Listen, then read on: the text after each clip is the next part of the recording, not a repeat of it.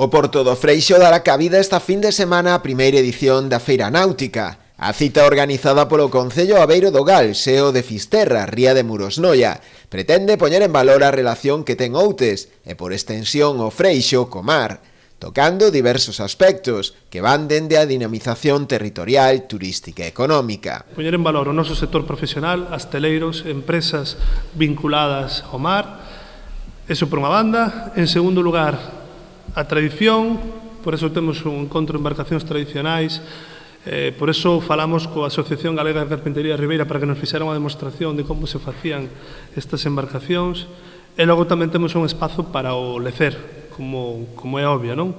Durante os 3 días destacará tamén a mostra de embarcacións tradicionais. Entre Culturmar e Terra de Outes vamos ter unha selección aí de embarcacións tradicionais. Vamos ter 6 embarcacións na Mariña Seca, onde podemos ver as embarcacións, e despois no mar teremos unhas 15 embarcacións.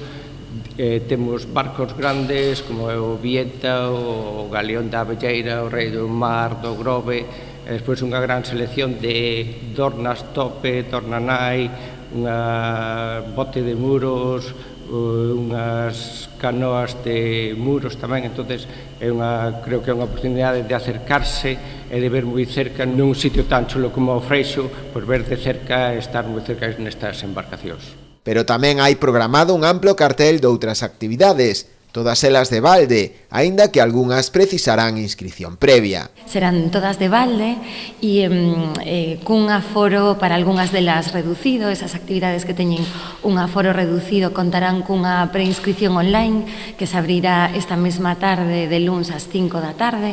Esas actividades de aforo reducido serán, por exemplo, as travesías que se poderán facer por mar a bordo do barco histórico Joaquín Vieta ou saídas en kayak dende aquí, dende o centro náutico.